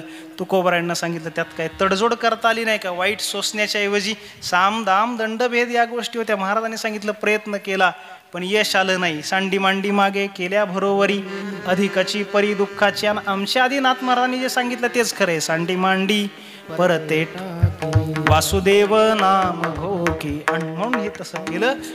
पण या निज सुखाला प्राप्त झालो आणि एवढ्या व्यापक भावाला आम्ही प्राप्त झालो की पुन्हा परिचिन्न अवस्था आम्हाला नसल्यामुळे इथून आता कुठं जाणं नाही आणि कुठं येणं नाही. ज्या अवस्थेला आम्ही प्राप्त झालो त्याचा विचार अभंगाच्या शेवटी. तुका म्हणे जाणे नाही आता, तुका म्हणे जाणे नाही आता, तुका म्हणे जाणे नाही आता, तुका म्हणे जाणे नाही आता, तुका म्हणे जाणे नाही आता, तुका म्हणे जाणे नाही आता, तुका म्हणे जाणे नाही आता, तुका म्हणे जाणे नाही आता. राहिलो आनंदाची पायी, राहिलो आनंदाची पायी, काने माने मागे केला बरोबरी, काने माने मागे केला बरोबरी. राहिलो आनंदाची पायी, राहिलो आनंदाची पायी, सांडी मांडी मागे केला बरोबरी, सांडी मांडी मागे केला बरोबरी. अधिकाची परी दुःखाची, अधिकाची परी दुःखाची, सांडी मांडी मागे केला बरोबरी, सांडी मांडी मागे केला बरोबरी.